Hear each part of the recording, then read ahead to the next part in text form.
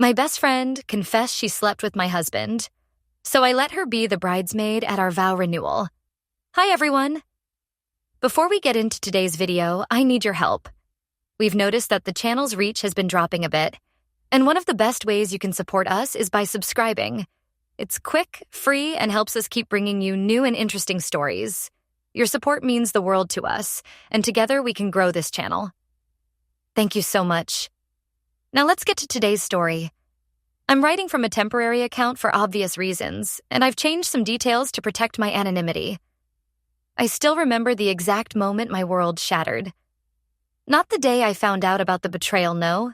That came later. The moment I'm talking about happened on a Tuesday afternoon in my sunlit kitchen, over coffee that grew cold in my hands as the words left her mouth. I slept with Daniel, Veronica said, her voice flat, almost casual. Multiple times, actually. She didn't look away, didn't fidget, didn't cry or apologize or show even a flicker of remorse. Instead, she leaned back in her chair, crossed her legs, and watched me with something that looked disturbingly like curiosity. Like she was conducting an experiment and I was the subject. My first instinct wasn't to scream or cry. It was to laugh, because surely this was a joke. A sick, twisted joke that my best friend of 23 years would immediately take back with a nervous giggle and say, "Gotcha." But she didn't laugh. She just sat there, waiting for my reaction with the patience of a cat watching a mouse. "What?" The word came out as a whisper. "You heard me, Emma. Daniel and I have been sleeping together. Started about 8 months ago. I thought you should know." 8 months. 8 entire months while I'd been living my life, trusting them both, inviting her to our home, to our dinner parties, to our anniversary celebration. 8 months while she'd smiled at me, hugged me, listened to me talk about my marriage, my hopes, my fears. "Why are you telling me this?" I asked, my voice surprisingly steady despite the earthquake happening inside my chest. She shrugged. Actually shrugged. "Because I'm tired of pretending. And honestly, Emma, I wanted to see if you'd even care. You're so wrapped up in your perfect little life, your perfect little marriage. I wondered if you'd even notice if it all fell apart." That's when I understood. This wasn't a confession born from guilt or a desire for redemption. This was a power play, a test. She wanted to hurt me, and she wanted to watch it happen. I'd known Veronica since we were 5 years old.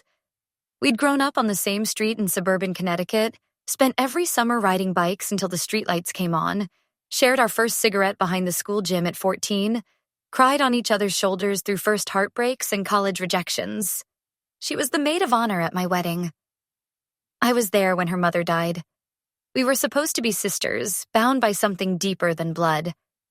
But as I looked at her sitting in my kitchen, in my home, wearing the necklace I'd given her for her last birthday, I realized I'd never really known her at all.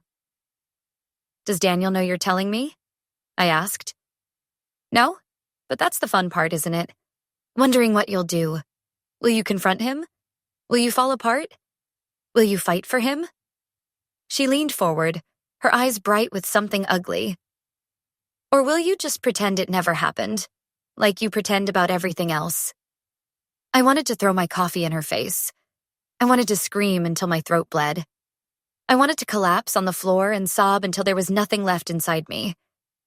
But instead, I did something that surprised both of us. I smiled. "Thank you for telling me," I said calmly. "I appreciate your honesty." She blinked, thrown off balance for the first time. "That's it? What did you expect, Veronica? A scene? Tears? You know I'm not like that." "I know you're a coward who avoids conflict," she said, her voice sharpening with disappointment. "I know you'd rather live in denial than face the truth." "Maybe you're right." I stood up, picking up both coffee cups. "I need to think. Why don't you let yourself out?" I walked to the sink, my back to her, and heard her chair scrape against the floor. She paused at the doorway. "You're not even going to fight for him?" she asked, and I could hear the confusion in her voice. "For your marriage?" I turned to face her, keeping my expression neutral. Why would I fight for something that's already broken? She left without another word, and I stood there in my kitchen, gripping the edge of the sink until my knuckles turned white. Only then did I let the first tear fall. That night, I waited for Daniel to come home from work. He was a corporate lawyer, the kind of man who wore expensive suits and worked late hours and commanded respect in every room he entered. I'd met him at a charity gala 9 years ago, and he'd swept me off my feet with his confidence, his intelligence, his unwavering attention. We'd married within a year, bought this house within 2, built what everyone said was the perfect life. But now I found myself studying him as he walked through the door, loosening his tie, and I wondered how I'd missed the signs. Had there been late nights that were just a little too late? Business trips that seemed too frequent? Moments when he'd pulled away when I tried to touch him, claiming exhaustion? "Hey, beautiful," he said, kissing my cheek. "What's for dinner?" "We need to talk," I said. His face immediately shuddered, that lawyer's mask sliding into place. "About what?" "Veronica was here today. She told me something interesting." I watched the color drain from his face, watched him calculate his response, watched him decide to lie. "I don't know what she told you, but she told me you've been sleeping together for 8 months. That's insane. Emma, you can't possibly believe. Are you denying it?" "Of course I'm denying it. She's clearly trying to cause problems between us. She's always been jealous of you, of what we have. This is exactly the kind of manipulative thing she'd do." He was good. If I hadn't seen the panic in his eyes, the way his hands clenched at his sides, I might have believed him. But I'd spent 9 years learning his tells, and right now every one of them was screaming guilt. "So you're saying she's lying?" "Completely. Emma, come on. You know me. I know you would never admit it," I interrupted. "That's what I know." His expression hardened. This is what happens when you surround yourself with toxic people. Veronica has always been unstable, always needed attention, and now she's trying to destroy our marriage because she can't stand to see you happy. Interesting that you're more focused on attacking her than reassuring me. What do you want from me, Emma? You want me to grovel? To beg? I didn't do anything wrong, but apparently that doesn't matter. You've already decided I'm guilty. There it was. The deflection, the reversal. Suddenly I was the problem for not trusting him, for listening to Veronica, for even questioning his fidelity. "You're right," I said softly. "I'm sorry. I should have known better than to believe her." He blinked, surprised by my sudden capitulation. You believe me?" "I want to believe you, and I want to save our marriage." Relief flooded his face, and he pulled me into his arms. "Thank God. Emma, I love you. Only you. Whatever Veronica told you, it's lies meant to hurt us." I let him hold me, let him believe I'd been convinced, and started planning. Over the next few weeks, I became the perfect wife. Attentive, loving, trusting. I cooked Daniel's favorite meals, laughed at his jokes, initiated intimacy. I called Veronica and apologized for overreacting, told her that Daniel had explained everything, and I understood she'd been going through a difficult time and had said things she didn't mean. She was confused at first, suspicious even, but eventually she bought it. Because people like Veronica, people who see others as pieces in their games, always underestimate those they consider weak. "I'm so glad you're not mad at me," she said during one of our coffee dates. "I was worried I'd ruined everything." "You could never ruin our friendship," I lied smoothly. "We've been through too much together." Meanwhile, I was gathering evidence. I hired a private investigator, a discreet woman named Sarah who didn't ask unnecessary questions. Within 2 weeks, she had photographs, time-stamped hotel records, credit card receipts. Daniel had been sloppy, arrogant in his certainty that I'd never look, never question, never know. The affair had actually been going on for over a year, not 8 months. Veronica had lied about that too, minimizing it, perhaps to maintain some plausible deniability. They'd been meeting at a boutique hotel downtown, Always on Thursday afternoons when I thought Daniel was in meetings and Veronica claimed to be at yoga. I looked at the photographs. Daniel's hand on her lower back as they entered the hotel, the two of them laughing together in the lobby, kissing in the parking garage, and felt nothing. The pain had calcified into something harder, colder, something that burned like ice.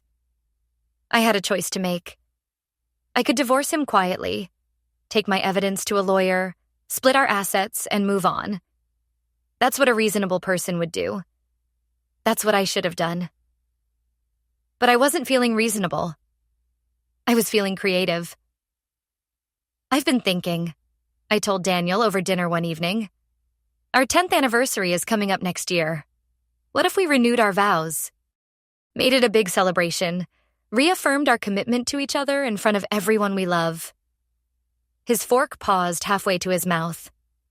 Vow renewal? Yes, I know the past few weeks have been rocky, with Veronica's accusations and everything. But we got through it, and I think that proves how strong we are. I want to celebrate that. I want everyone to see that we chose each other all over again. I could see him processing this, trying to figure out if it was a trap. But his ego won out. Of course it did. What better way to prove his innocence than to stand up in front of everyone and declare his love for me? I think that's a beautiful idea, he said finally. Let's do it. There's one more thing, I added casually. I want Veronica to be my bridesmaid. My only bridesmaid, actually. I know it seems strange after what happened, but that's exactly why I want to do it. I want to show everyone that we're past all that ugliness, that our friendship is strong enough to survive even false accusations. It'll be a powerful statement about forgiveness and trust.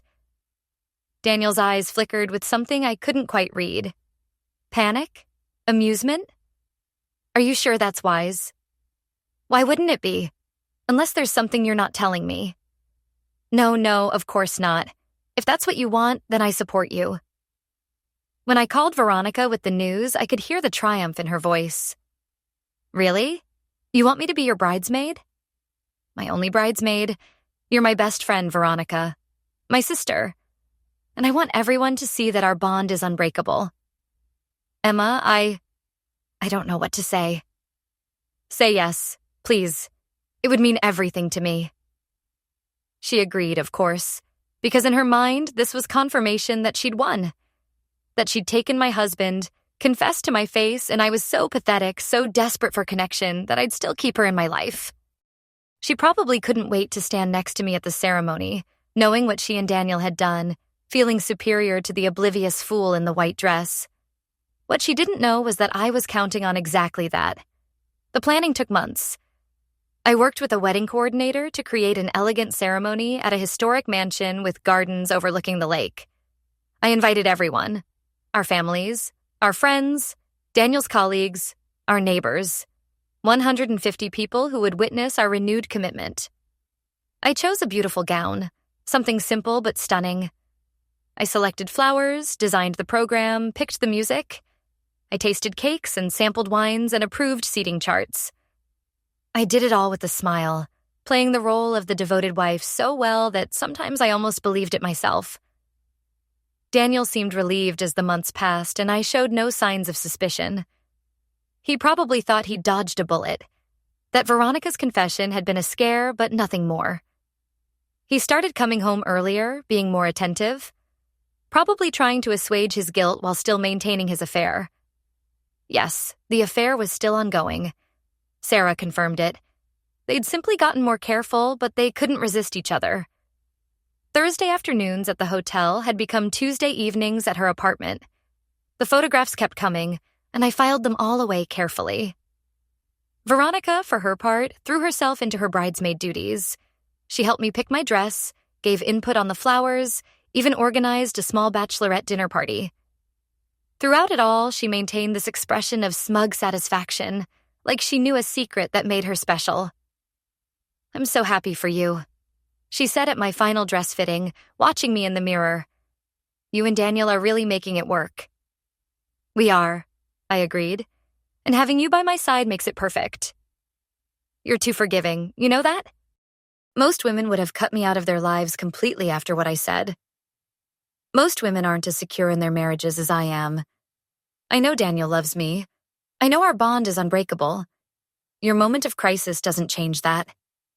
She blinked, and for just a second, I saw something ugly flash across her face. Disappointment that I wasn't broken. Anger that her weapon hadn't worked. But she covered it quickly with a smile.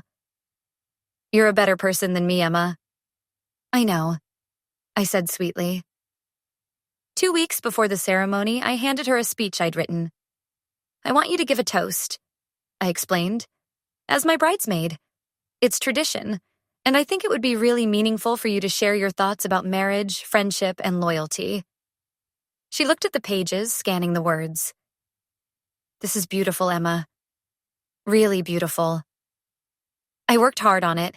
Will you read it exactly as written? I really want those specific words to be said. Of course, I'd be honored. She didn't realize that what she was holding was her own confession, carefully worded to sound like a touching speech about friendship until you listened closely. She didn't realize that I'd spent weeks crafting sentences that had double meanings, that would expose everything the moment they were read aloud in front of our guests. And because Veronica was arrogant, because she saw me as weak and stupid and beneath her, she didn't think to question it. She just tucked the speech away and promised to practice it until she had it memorized. The day of the vow renewal dawned bright and clear. Perfect weather for destroying 2 lives. I woke up early, took a long shower, and got ready with the help of a hair and makeup team. My mother came by with tears in her eyes, talking about how romantic it was that Daniel and I were recommitting to each other. Daniel's mother brought me a vintage handkerchief that had been in her family for generations, for me to carry as my something old. I'm so proud to have you as a daughter-in-law, she said, hugging me tight. Daniel is lucky to have you. I felt a twinge of guilt about what was coming. She didn't deserve this. None of our family members did. But it was quickly overridden by the memory of all those hotel photographs, all those lies, all those times they'd looked me in the eye and deceived me. Veronica arrived with the flowers, looking stunning in the bridesmaid dress I'd chosen for her. A deep burgundy that complemented her dark hair. She hugged me tight. This is your day, she whispered. You look absolutely beautiful. So do you, I replied. Thank you for being here with me. The ceremony began at 4 in the afternoon. I walked down a pathway lined with white roses, my father's arm linked through mine, toward the pavilion where Daniel waited in his tuxedo. He looked handsome, I had to admit. And when he saw me, his eyes genuinely teared up. Maybe some part of him did love me. Maybe he'd convinced himself that the affair didn't mean anything, that he could have both lives without anyone getting hurt. Maybe he was genuinely moved by this moment, by the idea of promising himself to me again. It didn't matter. Not anymore.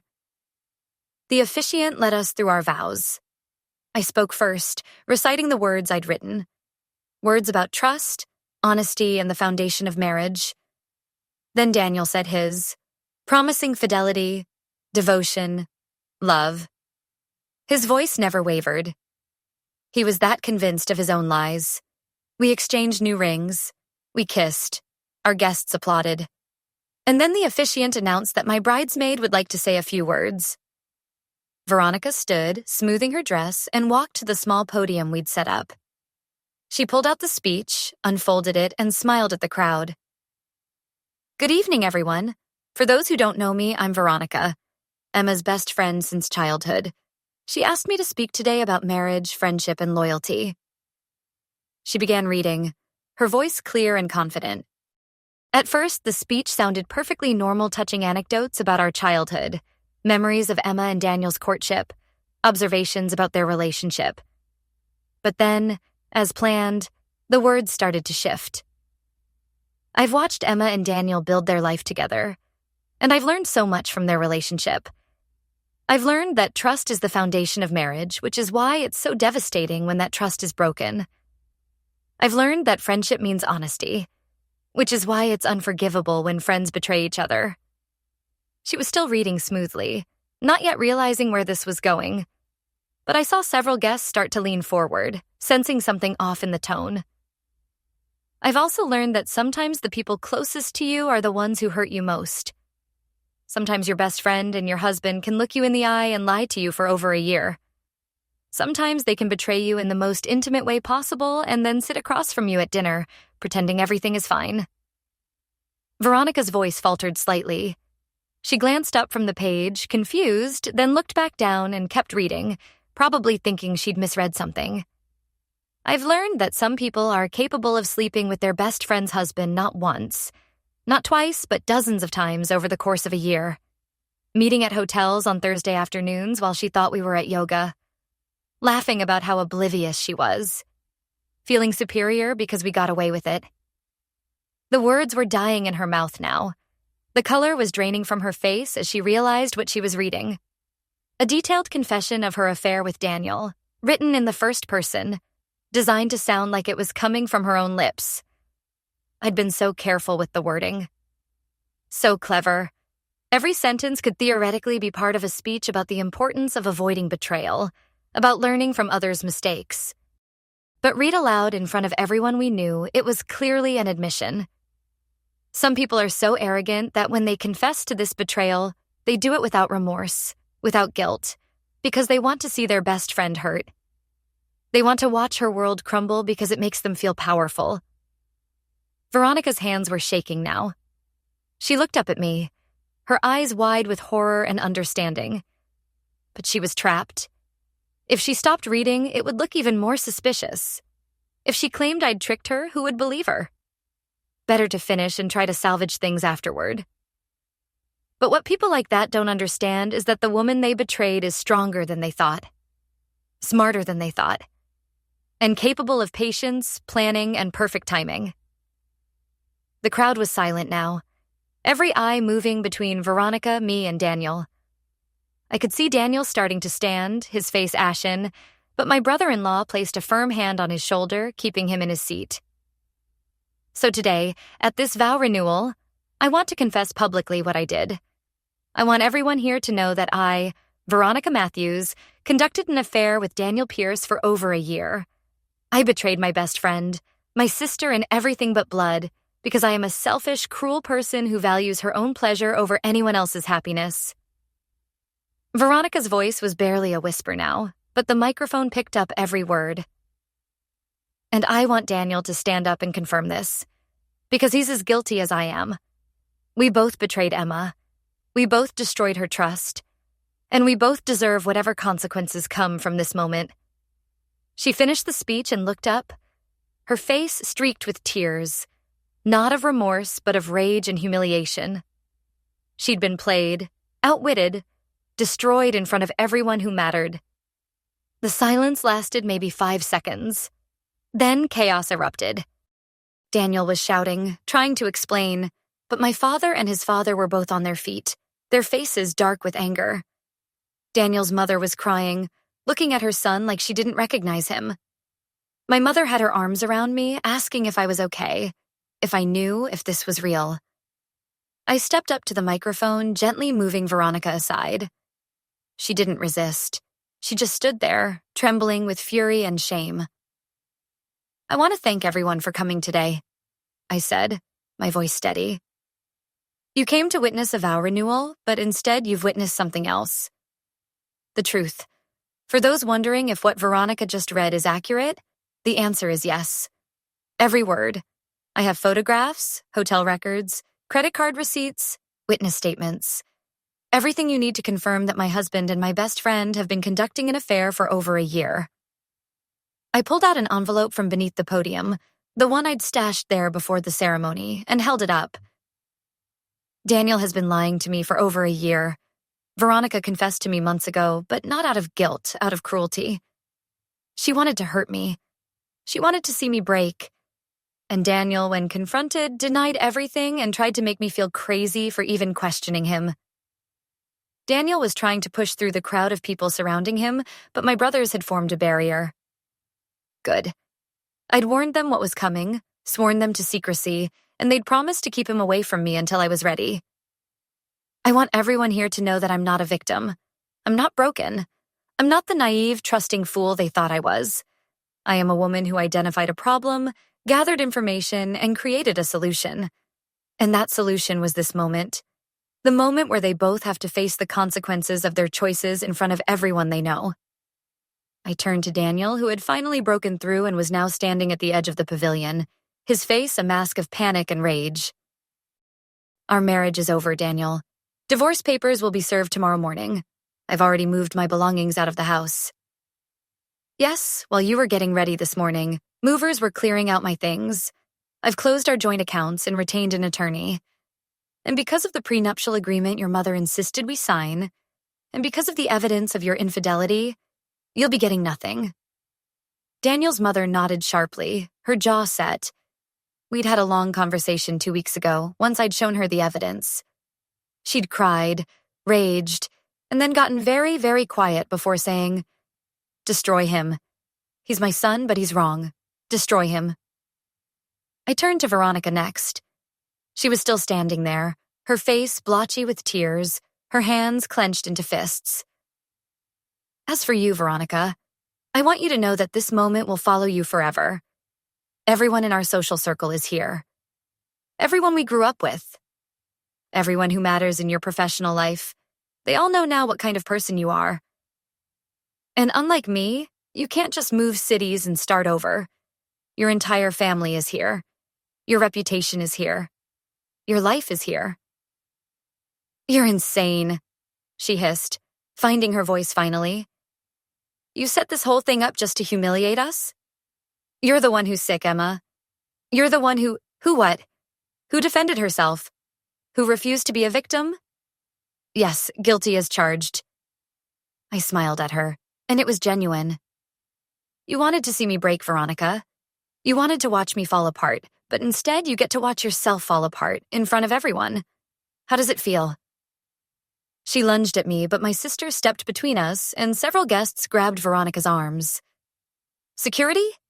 Yes, I'd hired security escorted her from the premises. She was screaming the whole way, calling me every name she could think of, promising revenge, making threats. Daniel tried a different approach.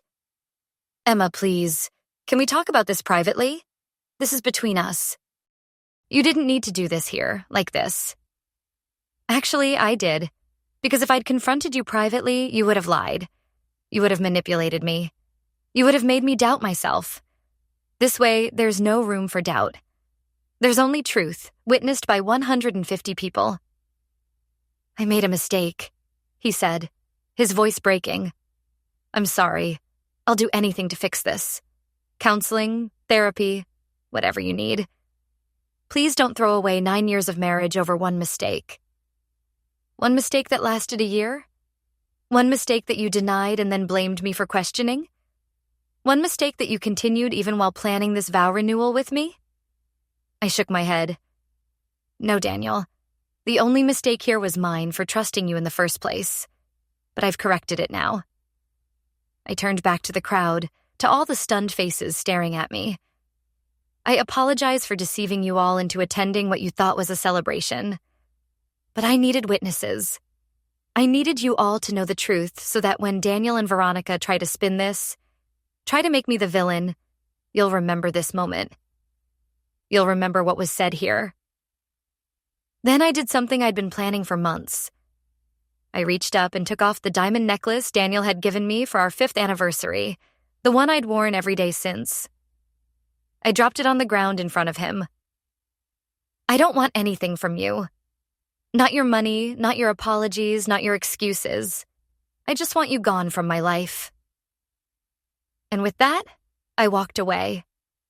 I walked down the pathway lined with white roses, past the shocked guests, past my crying mother and proud father, past my siblings who followed me like a protective wall.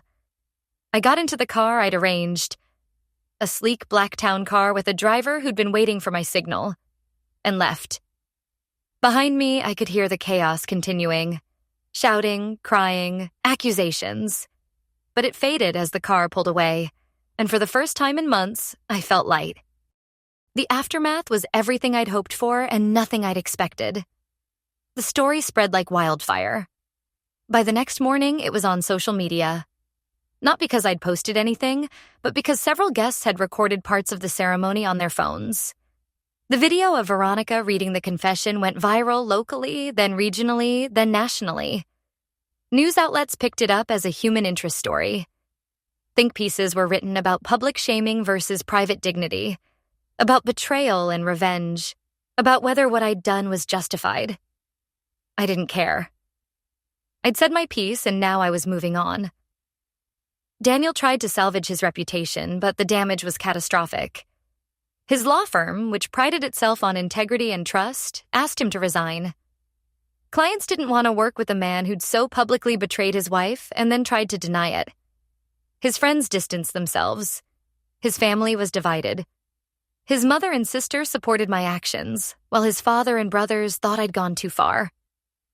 Veronica lost her job at a nonprofit focused on women's empowerment. The irony wasn't lost on anyone. She tried to disappear from social media, but people found her profiles and flooded them with comments. She eventually moved to another city, but the story followed her. In the age of Google, some mistakes are permanent. As for me, I filed for divorce, and it went through without contest. Daniel knew he had no leg to stand on. The prenuptial agreement his mother had insisted on worked in my favor. I kept the assets I'd brought into the marriage and walked away clean. I moved to a new city, took a job I'd been offered months ago but had turned down because Daniel's career was rooted where we lived. I bought a small apartment with a view of the water. I started therapy, not because I was broken, but because I wanted to understand why I'd stayed silent for so long, why I'd ignored the warning signs, why I'd needed such an elaborate revenge instead of simply walking away. My therapist asked me once if I regretted it. The public humiliation, the dramatic reveal. Sometimes, I admitted. Not because they didn't deserve it, but because I wonder if it says something ugly about me that I wanted it so badly. That I needed them to hurt the way I hurt. And what do you think it says about you?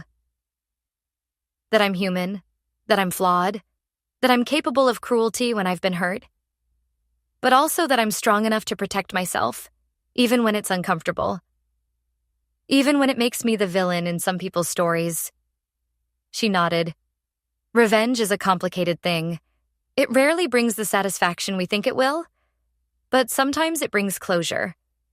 Sometimes it's the only way to take back power that was stolen from you. She was right.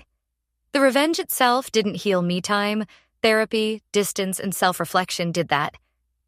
But the moment on that pavilion, when I watched Veronica's face change from smug confidence to horror, when I saw Daniel realize he'd been outplayed, that moment did something important. It reminded me that I wasn't powerless. It reminded me that I could fight back. 2 years later, I'm in a different place in every sense. I have a new job I love, new friends who actually respect me, a new life that's mine alone. I've dated a little, though nothing serious. I'm not in a hurry. I'm learning to trust again, but carefully, with boundaries. I still think about that day sometimes, about Veronica's face as she read those words, about Daniel's desperate attempts to explain, to justify, to minimize, about the weight lifting off my shoulders as I walked away. People ask me if I've forgiven them. The answer is complicated. I've forgiven them in the sense that I don't actively hate them anymore, don't wake up angry, don't spend my days plotting further revenge. But I'll never forget. I'll never trust them again. And I'll never regret what I did. Because here's what I learned. Sometimes the high road is overrated. Sometimes you need to take the low road, the messy road, the road that makes you look a little crazy and vindictive and cruel. Sometimes you need to fight dirty because the people who hurt you aren't playing fair. But you also need to know when to walk away. Revenge was my closure, not my new identity. I got what I needed from that moment. And then I moved forward. I didn't let it consume me. I didn't become defined by bitterness. I became defined by survival, by resilience, by the knowledge that I could be broken and put myself back together, different but whole. My best friend confessed she slept with my husband, expecting to see me crumble. Instead, I let her be my bridesmaid and watched her crumble instead. It wasn't pretty. It wasn't dignified. But it was justice my way. And in the end, that's all that mattered.